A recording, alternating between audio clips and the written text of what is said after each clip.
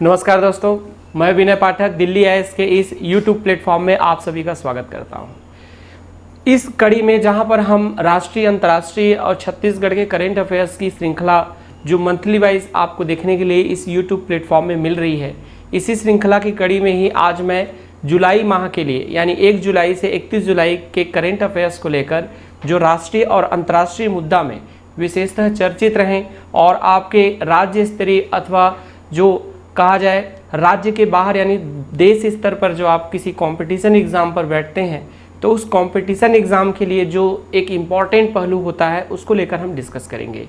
ठीक है, तो आज के करेंट अफेयर्स में हम किन किन पहलुओं पर विचार करने वाले हैं, एक बार थोड़ा सा हम इस पर नज़र रखेंगे। इसके अंतर्गत सबसे पहले हम नियुक्तियां देखेंगे कि राष्ट्रीय अंतर्राष्ट्रीय स्तर पर क्या आपकी नियुक्तियां रही। महत्वपूर्ण रिपोर्ट देखेंगे जो विभिन्न संस्थाओं के द्वारा अथवा राज्य स्तर पर जो राष्ट्र स्तर पर संस्थाएं जारी की हैं या अंतर्राष्ट्रीय स्तर पर जो संस्थाएं जारी की हैं उसमें भारत का अथवा भारत के राज्यों की क्या स्थिति रही है। इसके अलावा साथ ही साथ सम्मेलन हम जानेंगे, पुरस्कार जानेंगे, अभियान जानेंगे, खेल, निधन और विविध के कुछ पहलुओं पर हम विचार करेंगे। ये करेंट अफेयर्स देखिए, आपके लिए जो करेंट अफेयर्स की तैयारी करते हैं छात्र, उनके लिए क्या होता है, इसमें कई श्रेणी के छात्र देखने के लिए मिलते हैं। कुछ तो परीक्षाओं का इंतज़ार के प्रारूप में तैयारी करते हैं, यानी परीक्षाओं की तिथि जब निर्धारित हो जाती है, अथवा कुछ उनसे भी थोड़ा और ज्ञानवान, जैसे थोड़ा एडमिट कार्ड आ जाए तब तैयारी किया जाए तो उसका मज़ा कुछ और रहता है। इस विचारधारा में भी कुछ छात्र रहते हैं। तो करेंट अफेयर्स एक ऐसी घटनाओं का संकलन है जिसको आप अपनी निरंतरता के हैबिट में रखेंगे अथवा उसको व्यवहारिक जीवन में उपयोग में लाएं तो इससे आपका व्यक्तिगत ज्ञान का स्तर भी एक बहुत उच्च श्रेणी का होगा, आपके तार्किकता बोध का स्तर भी बढ़ जाएगा और उस समय जब एग्ज़ाम के समय आप तैयारी करते हैं तो उस समय के तनाव से आप एक प्रकार से मुक्ति भी प्राप्त कर सकते हैं। यानी करेंट अफेयर्स को एग्ज़ाम के समय पर ही यानी प्यास लगे और कुआं खोदा जाए इस स्थिति से थोड़ा बचा जाए तो यह एक बेहतर प्रारूप और बेहतर रणनीति मानी जा सकती है। तो करेंट को आप प्रयास करें कि मंथली वाइज आप इसको अपडेट रखें और उससे भी अवेयर रहें ताकि आप किसी भी विषय की तैयारी कर रहे हैं, चाहे इतिहास का हो, भूगोल का हो अथवा इकोनॉमी का हो या आप ऐसे का कर रहे हैं तो आपको एक कुछ पहलू ऐसे करंट से रिलेटेड भी मिल जाते हैं जो आपकी तैयारी के लिए भी आवश्यक हो जाता है। आप ऐसे के कंटेंट में कुछ आंकड़ों के साथ उसको अपडेट कर पाते हैं। तो ये एक करंट अफेयर्स जो रहता है आपकी संपूर्ण ज्ञान के वर्धन के लिए और आपको एक लाइवलीनेस प्रदान करने के लिए, यानी आप संसार में सजग प्राणी हैं, इसके लिए भी ये एक मतलब कहा जाए सार्थक साधन है। ठीक है, चलिए हम आगे बढ़ेंगे। सबसे पहले इसके अंतर्गत हम नियुक्तियां स्टार्ट कर रहे हैं और नियुक्तियों के अंतर्गत हम अंतर्राष्ट्रीय स्तर की नियुक्तियों पर विचार करते हैं। अंतर्राष्ट्रीय स्तर पर इस बार विशेष अगर हम देखें तो श्री इंदरमित गिल इस बार विशेष चर्चित रहे। श्री इंदरमित गिल जो हैं वो वर्ल्ड बैंक यानी विश्व बैंक के प्रधान अर्थशास्त्री के तौर पर नियुक्त हुए, यानी चीफ इकोनॉमिस्ट के तौर पर नियुक्त हुए हैं। तो ध्यान रखेंगे कि वर्ल्ड बैंक, विश्व बैंक के प्रधान अर्थशास्त्री के तौर पर ये नियुक्त हुए हैं। 1944 में वर्ल्ड बैंक की स्थापना की गई। वर्तमान में इसमें टोटल 189 कंट्रीज हैं और विशेष बात यह है कि इंदरमित जो गिल जी हैं ये भारत के ऐसे दूसरे व्यक्ति हैं जो इस पद पर पदस्थ हुए। इससे पहले 2012 से 2016 के बीच में श्री कौशिक बसु जी जो हैं वो पहले व्यक्ति थे भारत से जो इस पद को धारण किए थे। तो ये महत्वपूर्ण हो जाता है, ये भारत के लिए भी बहुत गौरवपूर्ण बात है कि इस पद पर पहुंचने वाले ये भारत से बिलोंग करने वाले व्यक्ति हैं जिनका क्रम जो है भारत से दूसरा है। वर्ल्ड बैंक अलग अलग देशों के लिए यानी उनसे जुड़े हुए जो देश हैं उन देशों की आर्थिक व्यवस्था को सुदृढ़ करने के लिए अथवा अलग अलग योजनाओं को सुचारू रूप से संचालित करने के लिए अर्थ उपलब्ध कराता है, धन उपलब्ध कराता है जो एक निश्चित ब्याज दर पर रहता है, जिससे देश जो होता है अपनी आर्थिक स्थिति को सुधार कर सकता है, व्यापार, स्वास्थ्य, विभिन्न क्षेत्रों में कुछ उल्लेखनीय कार्य कर सकता है। ठीक है, चलिए आगे बढ़ेंगे हम। अब अगला जो हमारा पहलू आ रहा है वो है श्रीलंका के लिए। इस बार श्रीलंका देश काफ़ी चर्चित रहा क्योंकि श्रीलंका एक बहुत बड़े मंदी और अराजकता के दौर से गुजरा। उस अराजकता और मंदी में लोगों का विश्वास भी अपने शासन प्रशासन और नेतृत्वकर्ता पर निरंतर जो है अस्थिर रहा बार बार लोग अपने नेतृत्वकर्ता पर सवाल उठाते रहे। आप देख रहे होंगे न्यूज़ में कि लगातार जो है रोडों पर प्रदर्शन किया गया, सड़कों पर प्रदर्शन किया गया। उन्हीं के बीच में ही ये पाया गया कि यहाँ पर एक बड़े परिवर्तन देखने के लिए मिलते हैं। रानिल विक्रमसिंघे ये अमेरिका के नवीनतम राष्ट्रपति के पद पर पदस्थ हुए हैं। इन्होंने बेसिकली अगर देखा जाए तो 134 यानी 225 कुल मत थे, जिसमें 134 इन्होंने टोटल मत प्राप्त करके इस पद पर ये पदस्थ हुए। इससे पहले अगर मैं बात करता हूँ तो यहाँ पर 13 जुलाई को राजपक्षे जी जो थे वो विशेष जेट विमान से श्रीलंका को छोड़कर बाहर निकल गए। ठीक है, साथ ही साथ यहाँ पर दिनेश गुणवर्धने जी जो है 22 जुलाई 2022 को इनको राष्ट्रपति रानिल विक्रमसिंघे जी ने प्रधानमंत्री पद पर पदस्थ किया यानी नियुक्त किया। तो ये एक इम्पॉर्टेंट न्यूज़ हो सकते हैं अथवा करंट अफेयर्स की दृष्टि से महत्व रखते हैं, जिसमें एक रानिल विक्रमसिंघे जी हैं जो श्रीलंका के नवीनतम राष्ट्रपति और दूसरे दिनेश गुणवर्धने जी जो हैं वो आपके श्रीलंका के नवीनतम प्रधानमंत्री नियुक्त हुए हैं। आगे हम बढ़ेंगे। अगला बहुत ही ज़्यादा आपके एग्ज़ाम दृष्टिकोण से महत्व रखता है और वो है भारत की नवीनतम राष्ट्रपति। और इनके लिए विशेष ये हो जाता है कि द्रौपदी मुर्मू जी, श्रीमती द्रौपदी मुर्मू जी आपके भारत के कौन से क्रम की राष्ट्रपति है, कौन आज़ादी के पश्चात जो जन्म ली हैं। तो कुछ पहलुओं को हम इनसे समझते हैं। जैसे पहला विशेष बात यह है कि अगर हम क्रम देखें, अगर आप परीक्षा की एक प्रकार से प्रारूप अथवा प्रकृति अथवा स्वरूप को समझें तो आपको देखने के लिए मिलता है कि विगत परीक्षाओं में चीफ जस्टिस ऑफ इंडिया का क्रम पूछे गए हुए हैं। इसके अलावा मान लीजिए नवीनतम भारत के चुनाव आयुक्त जब पदस्थ हुए हैं तो वो कौन से क्रम के पदस्थ हुए हैं ये भी एग्जाम में आया हुआ है। तो एग्जाम में कभी कभी डायरेक्ट क्रम को भी लेकर क्वेश्चन बन जाते हैं। तो ध्यान रखेंगे द्रौपदी मुर्मू जी जो है वो 15वें क्रम की राष्ट्रपति बनी हुई है और ये चुनाव जो था आपका 16वां क्रम का था। ये अंतर एक का आने के पीछे कारण ये है कि भारत के प्रथम राष्ट्रपति राजेंद्र प्रसाद जी 2 बार लगातार भारत के राष्ट्रपति रहे, जो चुनाव में 2 बार हुआ लेकिन व्यक्ति एक ही थे। तो व्यक्ति के क्रम में जो है एक का अंतराल यहाँ पर हमको देखने के लिए मिलता है। इनका जन्म 20 जून 1958 में हुआ और विशेष बात यह है कि भारत के राष्ट्रपति में ये पहले व्यक्ति और पहली महिला है जिनका जन्म आज़ादी के पश्चात हुआ। इससे पहले जितने भी भारत के राष्ट्रपति बने, इवन रामनाथ कोविंद जी भी, उनका भी जन्म भारत की आज़ादी के पहले हुआ है। तो ये एकमात्र व्यक्ति अथवा महिला है जिनका जन्म आज़ादी के पश्चात हुआ है। इनका जन्म ऊपर बेड़ा मयूरभंज उड़ीसा में हुआ है और विशेषता ध्यान रखेंगे ये संथाल जनजाति से बिलोंग करती हैं। अनुसूचित जनजाति से बिलोंग करने वाली ये भारत की प्रथम राष्ट्रपति हैं। यानी जनजाति वर्ग से अभी तक कोई भी ऐसा राष्ट्रपति नहीं बन पाया। ये पहली बार ऐसा हुआ कि अनुसूचित जनजाति से ये राष्ट्रपति बनी है। साथ ही साथ अगर आप देखेंगे तो प्रतिभा पाटिल जी के पश्चात ये भारत की दूसरी महिला राष्ट्रपति हैं। तो ये थोड़ा इम्पॉर्टेंट हो जाता है कि ये आज़ादी के पश्चात जन्म लेने वाली पहले व्यक्ति अथवा महिला, ठीक है, अनुसूचित जनजाति से बिलोंग करने वाली पहली व्यक्ति अथवा महिला। और केवल महिला की बात करेंगे तो प्रतिभा पाटिल के पश्चात ये क्या है, आपकी दूसरी महिला है। इसके साथ ही साथ ये संथाल जनजाति से बिलोंग करती हैं। 25 जुलाई 2022 को जो chief justice of India Shri Ramana ji ने इनको जो है राष्ट्रपति पद की शपथ दिलाई। ठीक, इसके अलावा आप ध्यान रखिएगा कि विशेष बात ये रहा कि ये एनडीए उम्मीदवार जिसकी सबसे बड़ी पार्टी जो है बीजेपी, भारतीय जनता पार्टी के द्वारा ये प्रत्याशित की गई, यानी उनके उम्मीदवार थी ये, और बाद में ये विजय भी प्राप्त करती हैं। ये आपके जो यूपीए की पार्टी रही जिसमें सबसे बड़ी पार्टी कांग्रेस की मानी जाती है, उसके उम्मीदवार यशवंत सिन्हा को इन्होंने पराजित किया। इन्होंने लगभग 64.2% मत प्राप्त किए और शेष जो मत रहा वो यशवंत सिन्हा ने प्राप्त किए। इनका मत जो है वो प्रतिशत के आधार पर कोई बहुत बड़ी उपलब्धि नहीं है, फिर भी विजय के आधार पर और एक अनुसूचित जनजाति महिला के आधार पर ये बहुत बड़ी उपलब्धि है।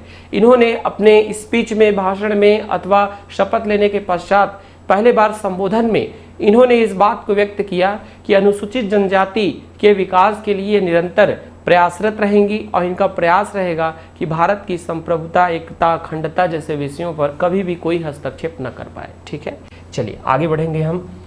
इनके साथ ही साथ इस बार एक चर्चा का विषय और बहुत खास रहा, वो है श्री जगदीप धनखड़ जी। ठीक है, श्री जगदीप धनखड़ जी जो हैं वो आपके भारत के उपराष्ट्रपति नियुक्त हुए हैं।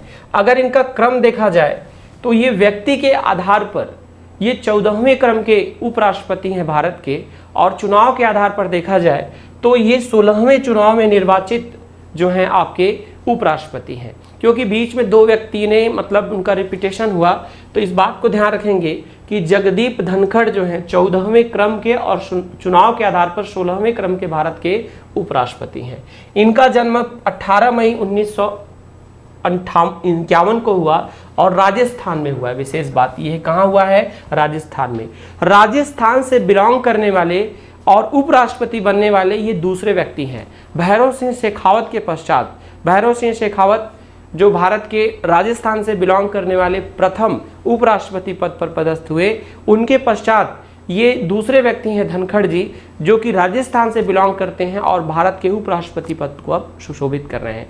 11 अगस्त को इन्होंने उपराष्ट्रपति पद की शपथ ली और कुल अगर हम बात करेंगे, कुल 710 मतों में इन्होंने जो है आपका 710 में कितना?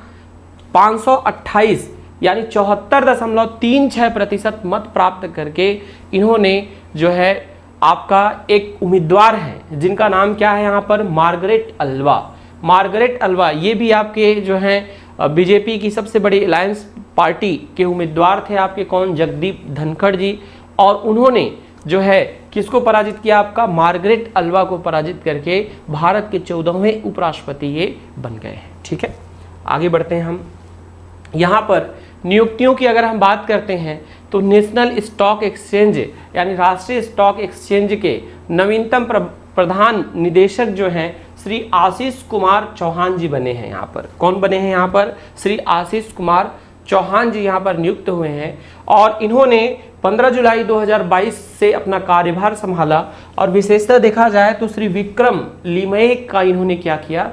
स्थान ग्रहण किया है। ठीक है, तो इस प्रकार से हम कुछ और जैसे विशेषता अगर हम देखें तो यहाँ पर हमारा जो जुलाई माह की नियुक्तियों से संबंधित हम कंटेंट को कंप्लीट किए हैं और आगे हम यहाँ पर कुछ महत्वपूर्ण रिपोर्ट देखेंगे, जिसमें एक आपका रिपोर्ट आ रहा है भारत नवाचार सूचकांक। भारत नवाचार सूचकांक विशेषता अगर देखा जाए तो ये एक ऐसा प्रारूप माना जाता है कि पीएससी की अगर किसी आप एग्ज़ाम में बैठ रहे हैं जिसमें आपका 15 से 17 इवन मान लीजिए, कभी कभी इसका फ्लक्चुएशन देखने के लिए मिलता है जिसमें आपके क्वेश्चन जो हैं कभी कभी कम भी हो जाते हैं, कभी कभी 17 तक मैक्सिमम टच कर जाते हैं।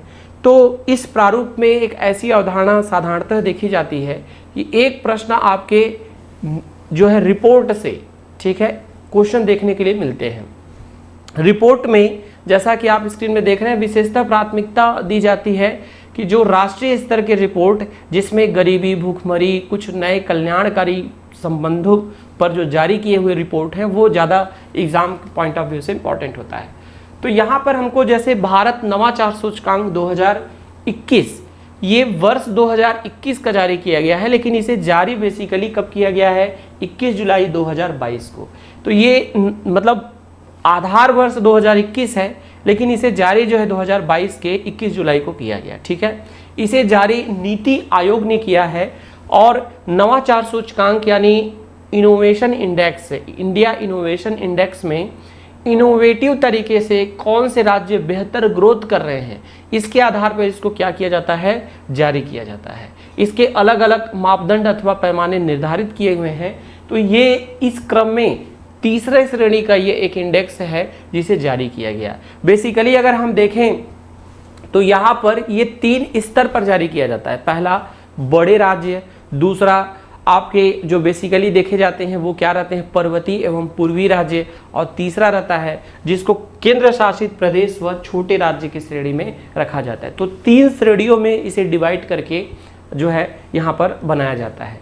छत्तीसगढ़ के लिए ये विशेष थोड़ा सा एक चिंताजनक स्थिति देखने के लिए हमको मिली कि इसमें बड़े राज्य में पहला स्थान कर्नाटक ने प्राप्त किया ठीक है। और ये कुल सूचकांक अगर देखा जाए तो 18.01 इनको अंक प्राप्त हुए इसमें, और सबसे नीचे बड़े राज्य में छत्तीसगढ़ का स्थान रहा और वो स्थान 17वां रहा।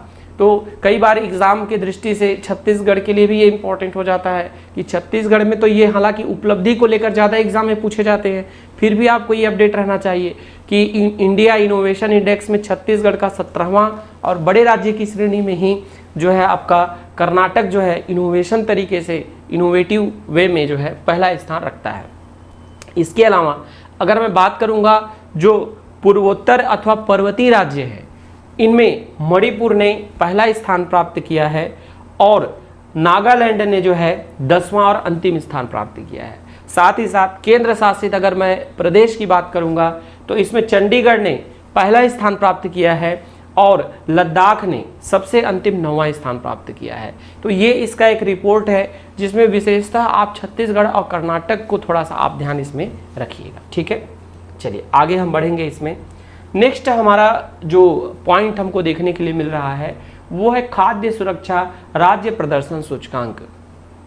खाद्य सुरक्षा राज्य प्रदर्शन सूचकांक की अगर मैं बात करूंगा तो बेसिकली आप जानते हैं कि हमारा छत्तीसगढ़ राज्य जो है वो खाद्य सुरक्षा अधिनियम यानी फूड सिक्योरिटी एक्ट जो 2012 में लाया, और 2012 में लाने के साथ ही साथ जहां पर राष्ट्रीय खाद्य सुरक्षा अधिनियम आपका सितंबर 2013 में आता है, और हमको देखने के लिए मिलता है कि जो खाद्य सुरक्षा अधिनियम छत्तीसगढ़ का है राज्य स्तर का 2012 में है। तो इस तरीके से छत्तीसगढ़ राज्य भारत का पहला राज्य है जिसने खाद्य सुरक्षा अधिनियम को लाया। परंतु जब ये रिपोर्ट जारी किया गया, इस रिपोर्ट का प्रमुख आधार रखा गया कि वहनी मूल्य पर अच्छी गुणवत्ता के भोज्य पदार्थ। इसका प्रमुख आधार क्या था? वहनी मूल्य यानी अफोर्डेबल प्राइस में जो मतलब बेस्ट क्वालिटी के जो फूड मटेरियल दिए जा रहे हैं उसके बिहाफ पर राज्यों की श्रेणी इसमें तैयार की गई। तो विशेषता अगर देखेंगे तो इसे जो है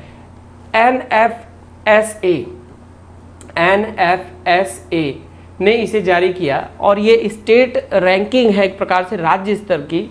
तो इसमें छत्तीसगढ़ की स्थिति काफ़ी चिंताजनक देखने के लिए मिलती है, क्योंकि जहां पर छत्तीसगढ़ राज्य आपका पहला राज्य है जो कि उसने आपका विशेषता देखे खाद्य सुरक्षा अधिनियम लाया 2012 को, उसमें सबसे अच्छी गुणवत्ता के भोज्य पदार्थ जो हैं वो आपका उड़ीसा जो है अवेलेबल करा रहा है। इसमें पहला स्थान किसको मिला है? उड़ीसा को मिला है, जिसने 0.836 यहाँ पर मार्क्स जो हैं गेन किए हैं, और उत्तर प्रदेश दूसरे स्थान पर, ठीक है। आंध्र प्रदेश जो है वो तीसरे स्थान पर, और काफ़ी चिंता की स्थिति रही जहाँ पर छत्तीसगढ़ पहले स्थान पर होना चाहिए, वहाँ पर छत्तीसगढ़ आपका 19वें स्थान पर है। यानी राज्यों में 19वें क्रम पे छत्तीसगढ़ जो है आपकी अच्छी गुणवत्ता का भोज्य पदार्थ वहनी मूल्य पर उपलब्ध कराने में रहा, ठीक है। तो इसमें पहला स्थान ध्यान रखिएगा आपका 5 जुलाई को इसे जारी किया गया और इसका पहला स्थान उड़ीसा का है, ठीक है। नेक्स्ट हम बढ़ेंगे FDI foreign direct investment. FDI के लिए एक रिपोर्ट जारी किया गया और FDI निवेश रिपोर्ट 2022 के नाम से इसे जाना गया, ठीक है। इसे जारी करने वाली संस्थान जो है वो अंकटाड है, यानी UNCTAD, ठीक है, एक संस्थान है, और इस संस्थान ने इसे जारी किया। इसमें जो FDI में निवेश करने वाले जो देश के क्रम में यानी जिसमें सबसे ज़्यादा FDI निवेश किया गया तो वो एक अमेरिका रहा, और दूसरे क्रम में मतलब जो भारत का स्थान जो है वो 7वें क्रम का रहा। इसमें भारत का स्थान आप ध्यान रखेंगे कौन सा स्थान रहा? 7वें क्रम का रहा। जिसमें अगर मैं बात करता हूं कि भारत में निवेश करने वाले देशों के क्रम की अगर बात करता हूं तो FDI फॉरेन डायरेक्ट इन्वेस्टमेंट में भारत में निवेश करने वाले देश में सबसे पहला स्थान रहा सिंगापुर। पूरे FDI में जितने निवेश होते हैं उसका 27.01% यानी लगभग 27% भाग निवेश जो करता है वो सिंगापुर करता है। उसके बाद यहाँ पर 17.94 यानी अमूमन 18% का निवेश हमको देखने के लिए मिलता है अमेरिका के द्वारा, और यहाँ पर 15.38% के साथ मॉरिशस जो है वो तीसरा स्थान रखता है। यानी सबसे ज़्यादा इन्वेस्ट भारत में FDI के कहा जाए तो वो आपका सिंगापुर, फिर अमेरिका, और उसके बाद फिर क्या है आपका मॉरिशस है, ठीक है। और अगर मैं क्षेत्र की बात करता हूँ तो कंप्यूटर सॉफ्टवेयर और हार्डवेयर वो एक ऐसा क्षेत्र है जहां पर कुल निवेश का 24.6% निवेश जो है फॉरेन कंट्रीज जो हैं भारत में, वो किस में करती हैं, कंप्यूटर सॉफ्टवेयर और हार्डवेयर में करती हैं। और ये पाया गया कि भारत में निवेश होने वाले में राज्यों में सबसे ऊपर का राज्य आपका कर्नाटक है, जो 37.55% जो है निवेश कहाँ किया जा रहा है, आपका कर्नाटक में किया जा रहा है। तो इसको 3 क्रम में याद रखेंगे, पहला स्थान अमेरिका, 7वां स्थान भारत, सबसे ज़्यादा निवेश करने वाला सिंगापुर, सबसे ज़्यादा निवेश किया जाने वाला जो क्षेत्र रहा वो कंप्यूटर सॉफ्टवेयर हार्डवेयर, और सबसे ज़्यादा निवेश किया जाने वाला जो राज्य रहा वो आपका कर्नाटक रहा। ठीक है, चलिए आगे बढ़ेंगे हम। अगला है लीडिंग वेल्दी वुमेन 2021। 2021 के आधार वर्ष को मानते हुए, यानी ये रिपोर्ट 2021 का जारी किया गया है, तो मतलब जारी तो 2022 में किया गया, लेकिन इसका आधार वर्ष जो है वो पिछले वर्ष का रखा गया है। विशेषता देखा जाए तो इसे जो है हुरून इंडिया ने जारी किया, जो संस्थान इसे जारी कर रही है उसका नाम क्या है, हुरून इंडिया। और ये कोटक बैंकिंग जो एक संस्थान है, ठीक है, कोटक बैंकिंग, आपका कोटक प्राइवेट बैंकिंग एक संस्थान के सहयोग से इसे जारी किया गया। विशेष बात ये रहा कि इसमें जो है आपका दिसंबर 2020 तक के वैल्यूएशन, यानी जो मनी वैल्यूएशन, किसके पास कितना रुपया है या उनकी संस्थान का कुल वैल्यू कितना है, उसके आधार पर महिलाओं की सूची जारी की गई।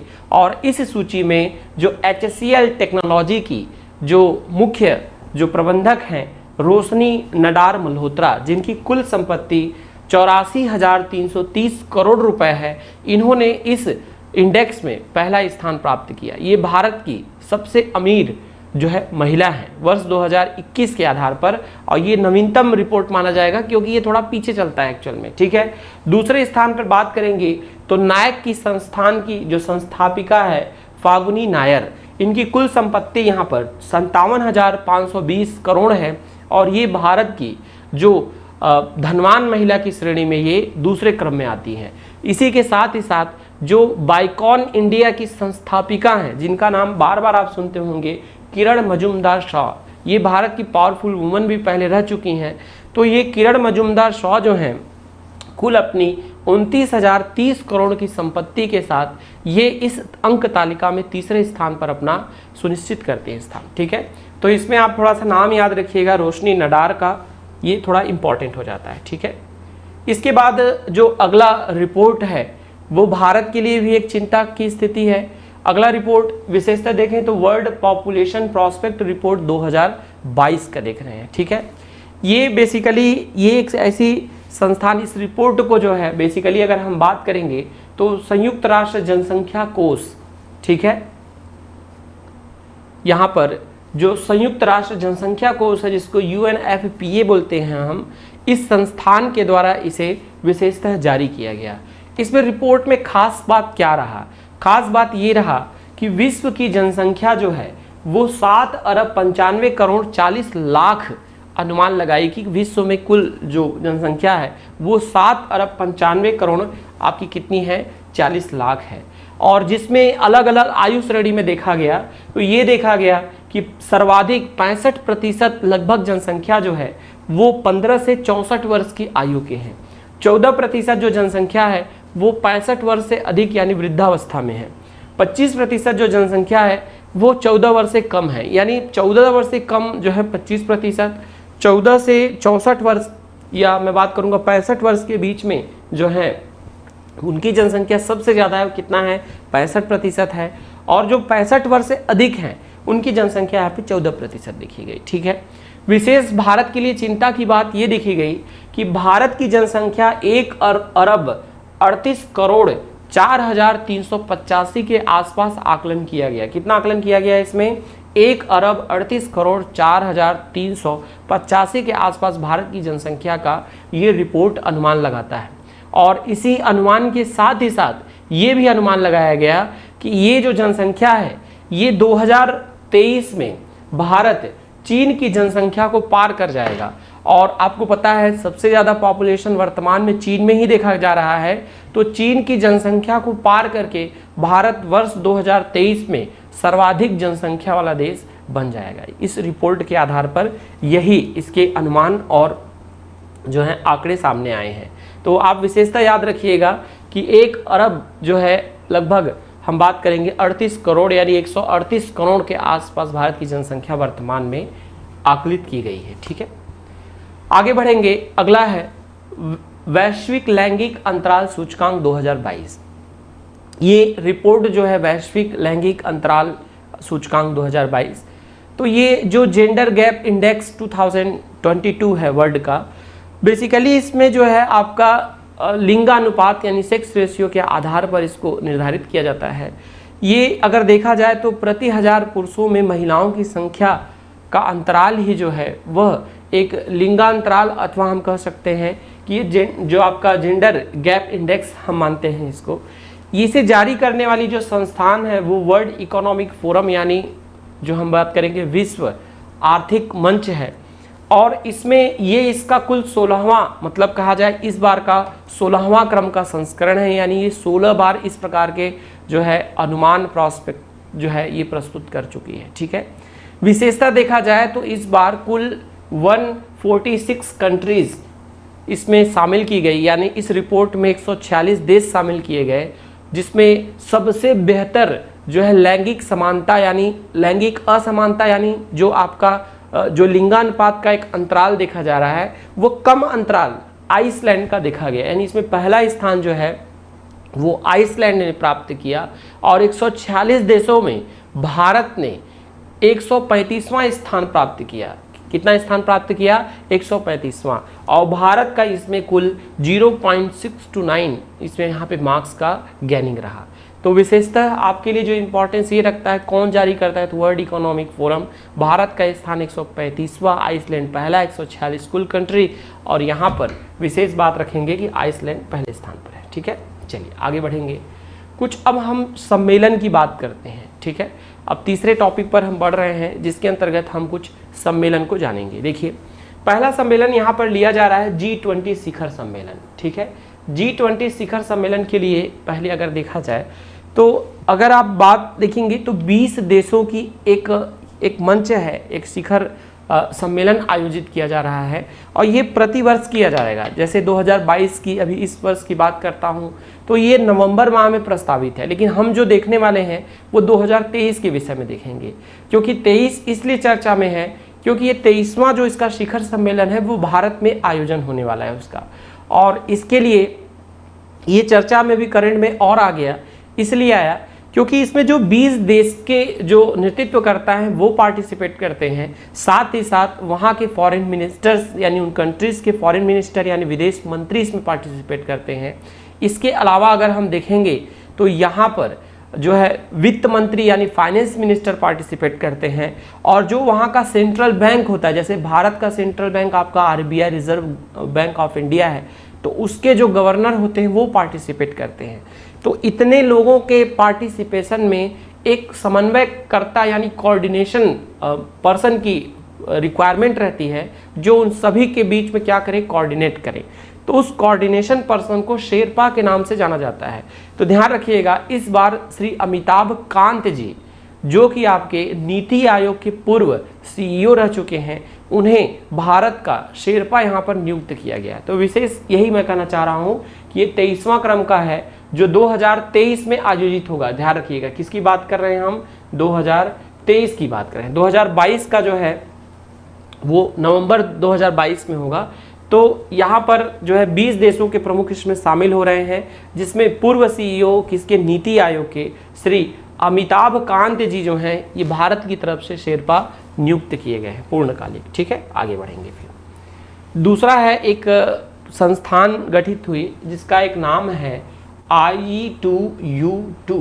ठीक है, तो इसमें 4 देश शामिल हैं, जिसमें I2 यानी I 2 बार है तो इंडिया, इजराइल, और U 2 बार है USA और UAE।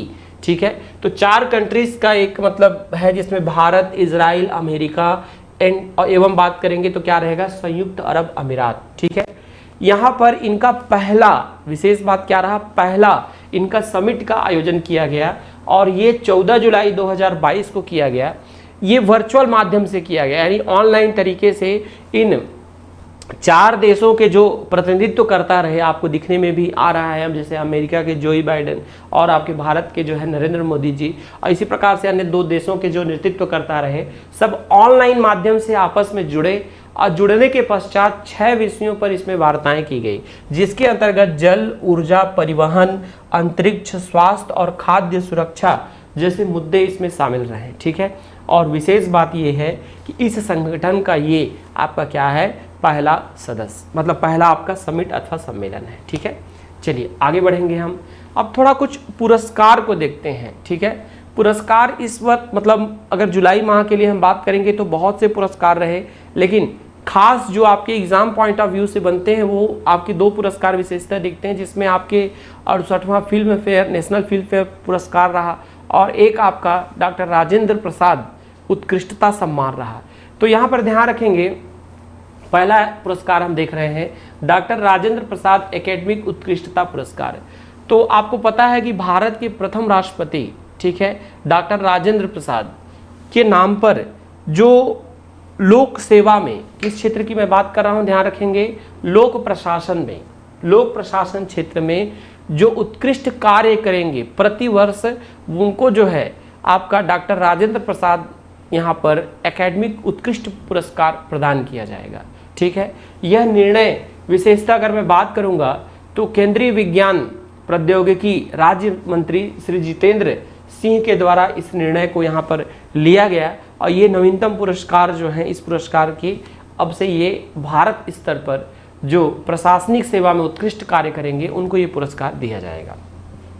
आगे बढ़ेंगे हम। ठीक है, अगला जैसे कि मैं बात कर रहा था आपसे 68वां राष्ट्रीय फिल्म, ठीक है, पुरस्कार।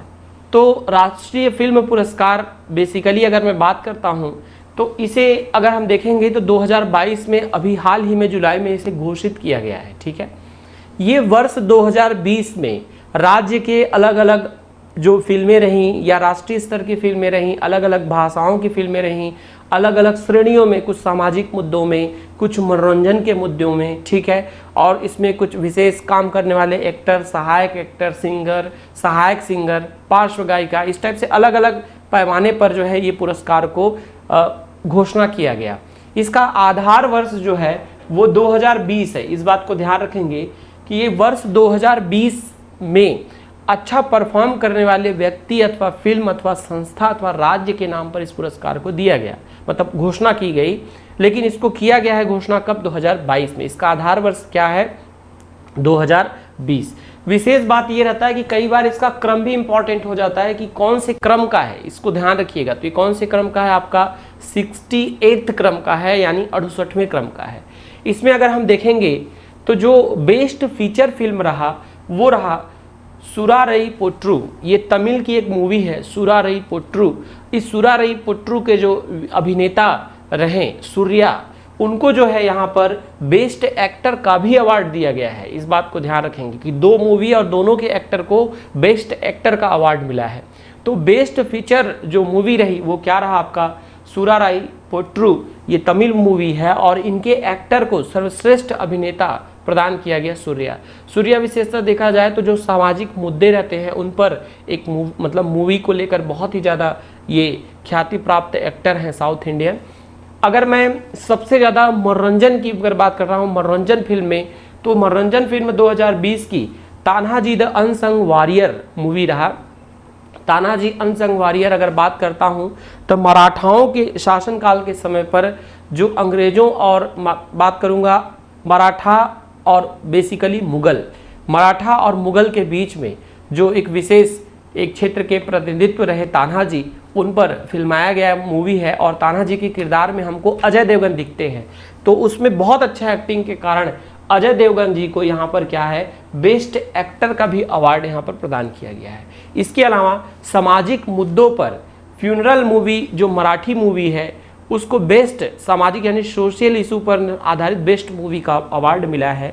बाल फिल्म में, चाइल्ड फिल्म में यहाँ पर सुमी जो मराठी मूवी है उसे जो है बेस्ट चाइल्ड फिल्म के तौर पर पुरस्कार की मतलब घोषणा की गई है। बार बार मैं घोषणा की गई है बोल रहा हूँ क्योंकि अभी इसके पुरस्कार की केवल घोषणा बस की गई है। विशेष बात ये रहा कि फिल्म को लेकर जो सबसे अनुकूल यानी फेवरेबल जो स्टेट राज्य है वो मध्य प्रदेश को प्राप्त हुआ। क्योंकि कई बार ऐसा आप कल्पना कर सकते हैं कि जैसे जब भी अनुकूल राज्य की बात की जाती है तो आप सोचेंगे कि हो सकता है संभवतः वह महाराष्ट्र हो, क्योंकि मुंबई फिल्म सिटी कहलाती है भारत की, और वहाँ पर जिस प्रकार से हम देखते हैं तो अनुकूलता वहाँ पर हमको नहीं दिखती। अनुकूलता के लिए विशेषतः जिस राज्य को मिला है वो क्या है, आपका मध्य प्रदेश। चलिए आगे बढ़ेंगे। पुरस्कार में एक और हम देखते हैं जिसमें फेमिना मिस इंडिया 2022, ठीक है, ये 98वें क्रम का मुंबई में 3 जुलाई 2022 को आयोजित किया गया और इसमें नाम याद रखना है सीनी सनानंद शेट्टी। ये कर्नाटक से बिलोंग करती हैं, सीनी सनानंद शेट्टी, ये इसकी विनर रही। और राजस्थान से बिलोंग करने वाली रुबल शेखावत इसकी जो है उप विजेता रही, यानी फर्स्ट रनअप रही हैं।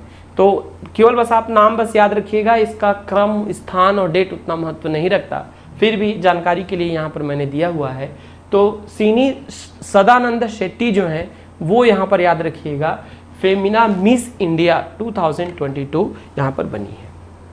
आगे बढ़ेंगे हम। अगला एक अभियान देखते हैं। इस बार सैन्य अभ्यास भी जुलाई में हमको विशेषतः ज़्यादा देखने के लिए नहीं मिलता। एक सी गार्जियन 2 दिखता है। सी गार्जियन 2 की अगर मैं बात करूंगा तो ये हमारे भारत से रिलेट नहीं करता। विशेष पॉइंट ये है कि ये हमारे भारत से रिलेट नहीं करता। ये पाकिस्तान और चीन के बीच में किया हुआ नौसेना का सैन्य अभ्यास है, लेकिन इसको इसलिए जोड़ा गया या जोड़ा हूँ मैं क्योंकि यहाँ पर एक धर्म गार्जियन के नाम से, क्योंकि सी गार्जियन मिलता जुलता है किसके नाम से, धर्म गार्जियन के।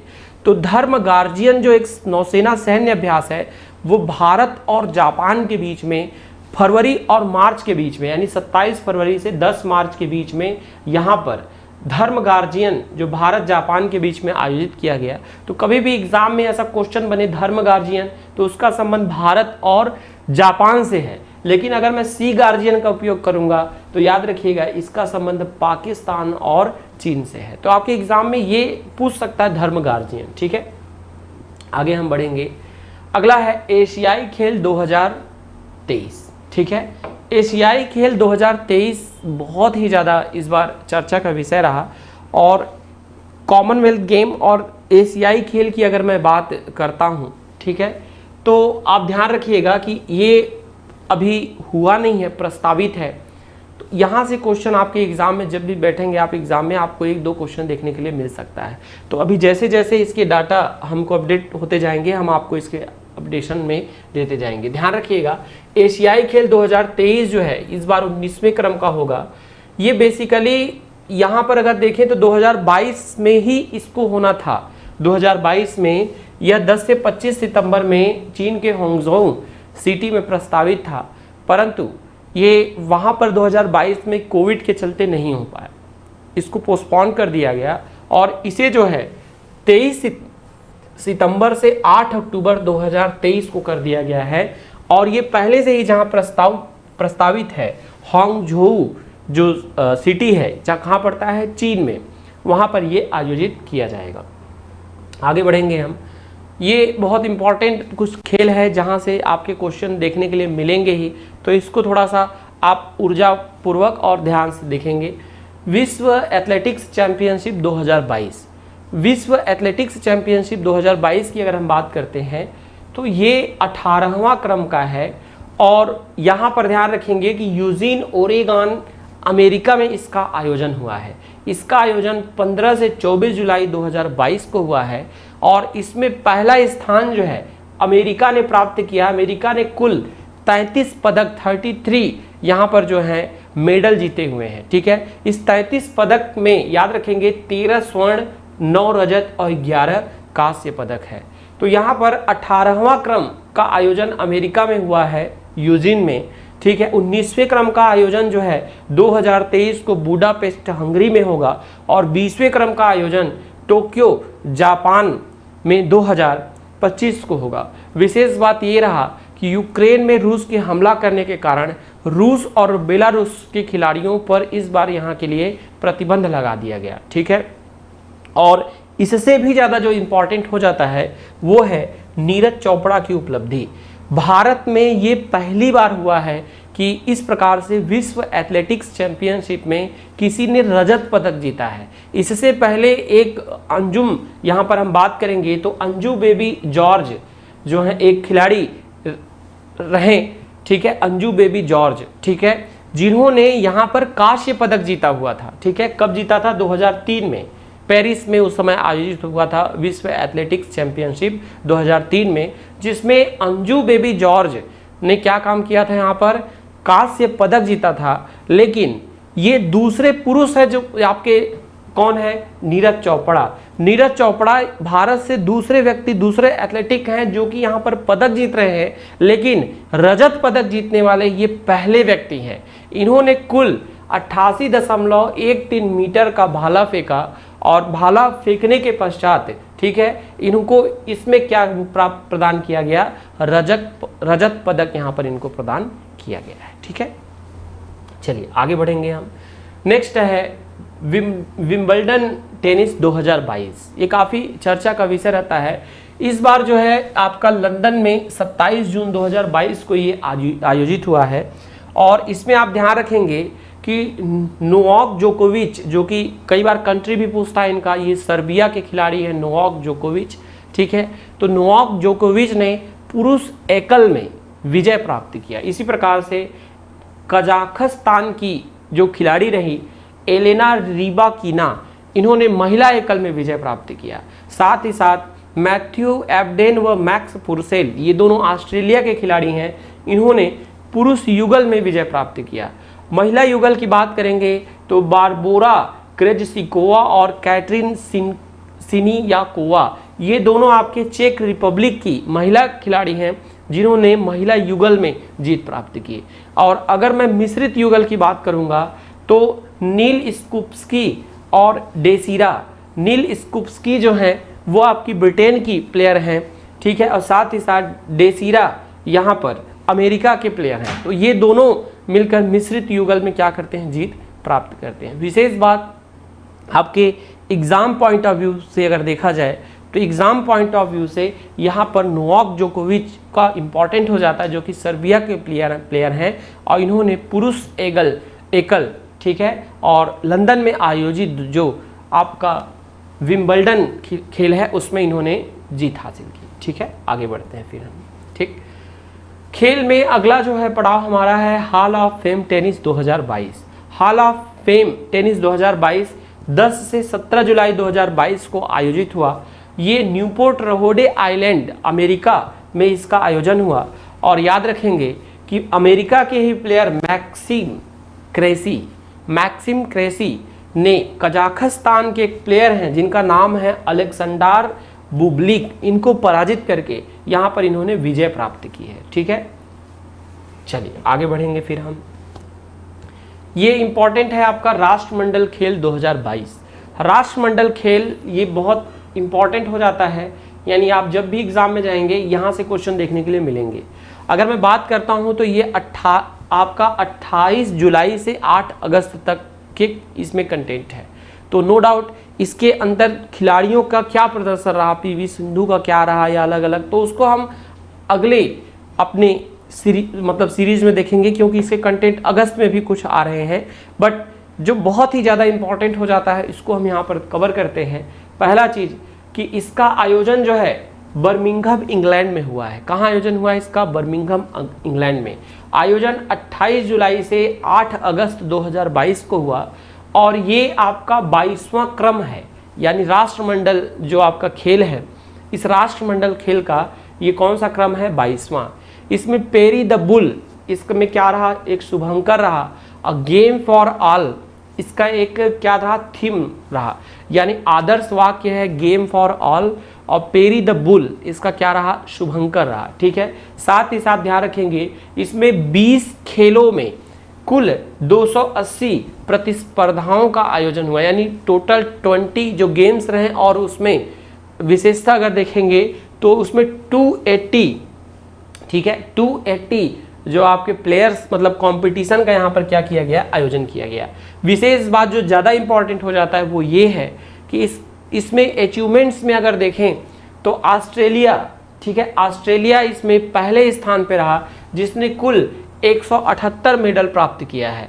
इस 178 मेडल में स्वर्ण यानी गोल्ड मेडल आपके 67, ठीक है। आपके जो सिल्वर रहा वो क्या रहेगा आपका, वो रहा 57, और जो यहाँ पे ब्रॉन्ज रहा वो है आपका 54।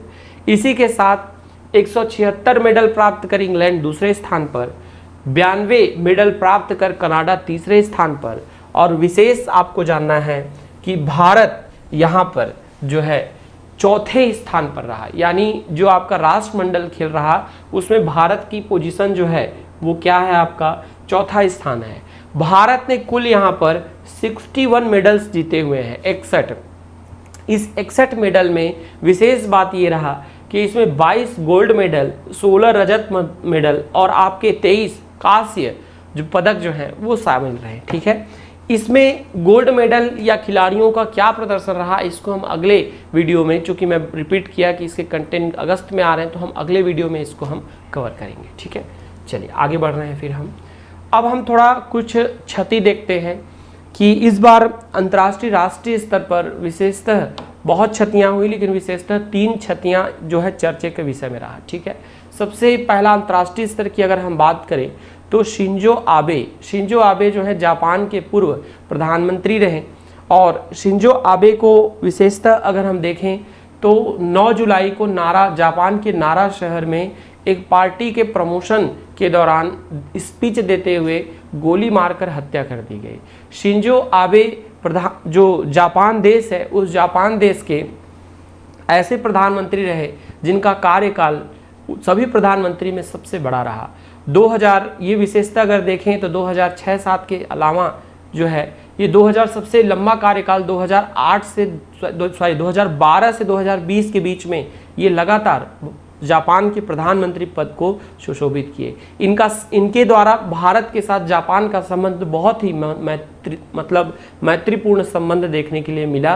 तो ये भारत के साथ ही साथ पूरे विश्व के लिए ये एक बहुत बड़ी अपार क्षति है, शिंजो आबे का जाना, ठीक है। दूसरे हम बात करेंगे विशेषता 8 जुलाई को जो है यहाँ पर हम देखेंगे पश्चिमी जापान में गोली मारकर इनकी हत्या कर दी गई। अगले जो व्यक्ति हैं वो हैं भूपिंदर सिंह। भूपिंदर सिंह की अगर हम बात करेंगे तो ये भारत के महान पार्श्व गायक और साथ ही साथ गजल गायक रहे हैं, ठीक है। 18 जुलाई 2022 को इनका निधन हो गया। जैसा कि आप देख भी पा रहे होंगे कि इनका निधन जो है काफ़ी आयु थी इनका। ये गजल गायक के तौर पर भारत में काफ़ी बॉलीवुड में चर्चित रहे। बॉलीवुड की बहुत से फिल्मों में इनके गजल के उपयोग किए गए हैं, ठीक है। अगला जो नाम है वो है सुशोवन बंदोपाध्याय। सुशोवन बंदोपाध्याय भी एक विशेष चर्चा में रहे। इनको ये पश्चिम बंगाल से बिलोंग करते हैं और 1 रुपए वाले डॉक्टर के नाम से विशेषतः यह बहुत प्रसिद्ध है। 1 रुपए वाले डॉक्टर इनका नाम इसलिए पड़ा क्योंकि ये किसी भी मरीज के इलाज के लिए मात्र 1 रुपए शुल्क के तौर पर लेते थे, और इनके जाने पर बंगाल में एक शोक की लहर दौड़ गई।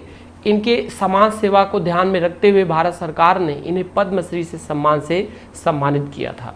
तो इनका भी जाना एक प्रकार से एक डॉक्टर चिकित्सा के क्षेत्र में और समाज सेवा के क्षेत्र में एक बहुत बड़ी क्षति है। चलिए आगे बढ़ेंगे हम। अब थोड़ा हम विविध के पहलुओं पर विचार करते हैं। विविध के पहलुओं पर अगर हम जाएंगे तो विविध में सबसे पहले हमारा आ रहा है रामसर स्थल। तो अगर मैं बात करता हूं तो ईरान में जो आपका रामसर एक जगह है, वहां पर 1971 में, कब की बात है ये, 1971 यानी 1971 में एक सम्मेलन का आयोजन किया गया। और उस सम्मेलन के पीछे मकसद ये था कि विश्व में जो वेटलैंड है, वेटलैंड यानी आर्द्र भूमि मतलब ऐसी भूमि जो वर्ष भर पानी से आंशिक अथवा पूर्णतः कंप्लीटली या पार्शियल जो है इमर्ज रहते हैं यानी डूबे हुए रहते हैं। तो ऐसे भूमि को कंजर्व किया जाए यानी सुरक्षित किया जाए, इसको देखकर 1971 में यहाँ पर रामसर सम्मेलन हुआ और उसी के आधार पर रामसर के आधार पर जो है आपका पैमाना निर्धारित किया गया और उसमें जो है आर्द्र भूमियों का विश्व स्तर पर चयन किया जाता है। इस बार ये चर्चा के लिए विशेष इसलिए रहा क्योंकि विश्व में जहां पर 2500 से अधिक आर्द्र भूमियां शामिल हैं इसमें, इस संस्थान के अंतर्गत रजिस्टर्ड हैं, और जहां पर भारत इस बार अपना 75वां आज़ादी का महोत्सव मना रहा है, तो ये आज़ादी का महोत्सव जिसे प्रधानमंत्री जी ने अमृत महोत्सव का नाम दिया, तो 75वां आप देख रहे होंगे कि केबीसी का भी जो आयोजन किया जा रहा है इस बार, उसमें एक 75 लाख का भी स्टॉपेज रखा गया है, क्योंकि उसमें 75 लाख एक स्टॉपेज रखने के पीछे कारण ये है कि 75वां अमृत महोत्सव मना रहा है भारत।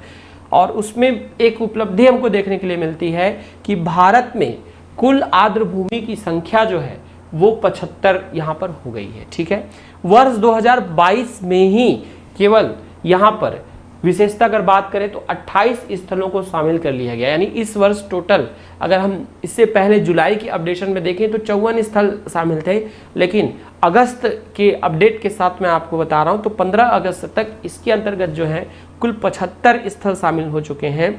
और इसी के साथ सबसे ज़्यादा स्थल जो है वो तमिलनाडु का शामिल है, जिसमें टोटल 14 वेटलैंड जो है तमिलनाडु के टोटल इसमें शामिल किए गए हैं। इसके बाद दूसरा स्थान उत्तर प्रदेश का आता है, जहाँ के 10 स्थल यहाँ पर शामिल हैं। ठीक है, चलिए आगे बढ़ेंगे हम। अगला है भारत की विद्युत ऊर्जा उत्पादन में उपलब्धि। पिछले वर्ष भी हमने एक अंतर्राष्ट्रीय स्तर की संस्थान के भारत में विद्युत की क्या स्थिति है या ऊर्जा की क्या स्थिति है इसको लेकर उनका रिपोर्ट था, लेकिन उस रिपोर्ट का एक प्रकार से कह सकते हैं खंडन करते हुए मंत्री जी ने संसद में एक अपने व्याख्यान में भारत की ऊर्जा की स्थिति को स्पष्ट किया। और वो ऊर्जा की स्थिति कुछ इस प्रकार से स्पष्ट होती है कि भारत में कुल 403 यहाँ पर गीगावाट विद्युत का उत्पादन किया जा रहा है। कितना उत्पादन किया जा रहा है कुल, यहाँ पर ध्यान रखेंगे, विशेषता अगर मैं बात कर रहा हूँ तो कितना हम बताएंगे कि यहाँ पर एक पॉइंट ध्यान रखिएगा, 4.03 लिखेंगे ना, गीगावाट का उत्पादन किया जा रहा है। ठीक है,